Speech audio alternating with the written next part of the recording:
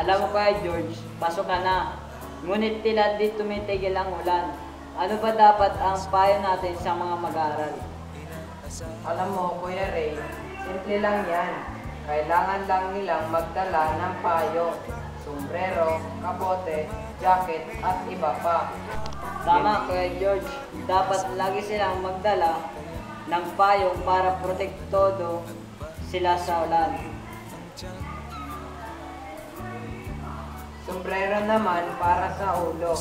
Upang protektahan ito dahil ito ay maaaring maging sanhi ng pananakit ng ulo dulot ng matinding ulan. At kapote naman, Kuya George, dahil gamit rin ito kapag ang estudyante ay nakasakay sa motorsiklo. Oo nga, Kuya Ray, mabisa rin itong gamitin lalo na kung walang payong ang mga mag-aaral. Pero Kuya Ray, meron pang kulang. At ano naman ang kulang, Kuya George? Ang boots, dahil sa madalas na pagulan, ay nagiging sanhi rin ito ng pagbaha. Kailangan nating itong gamitin para makaiwas tayo sa mga kumakalat na sakit o skin disease galing sa tubig baha.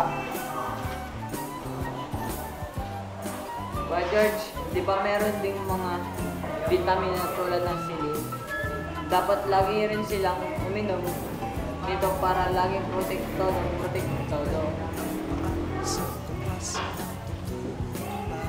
Mabuti Kuya Ray at naisip mo yan. Para naman sa ubo at sipon, dapat nilang inumin ang Clusibol. Tama, kasi mabisa itong mga bitamina para sa mga mag-aaral. Di lang sila, Kuya George, maging tayo ay maaari ding gumamit nito. Lagi nating tatandaan, Dapat handa tayo sa anumang kalagayan ng panahon upang sakit ay maiwasan. kaya mga bata, lagi niyong tatandaan ang tips namin sa inyo ni Kuya Ray. At lagi niyo ring tatandaan na ang sakit ay biglaang lumarating. At mas mainam na rin na tayo'y makaiwas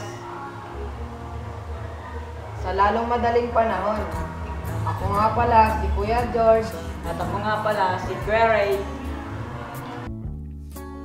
Di maiwasang gumawa ng di inaas